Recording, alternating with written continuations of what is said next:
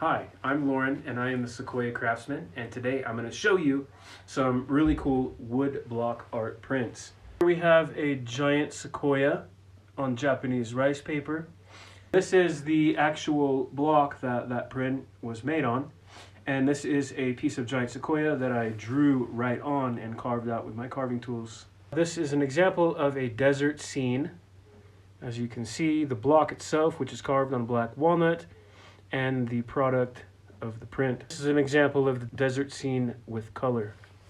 If you want to see more of this content, please like the video and follow. Thank you for watching.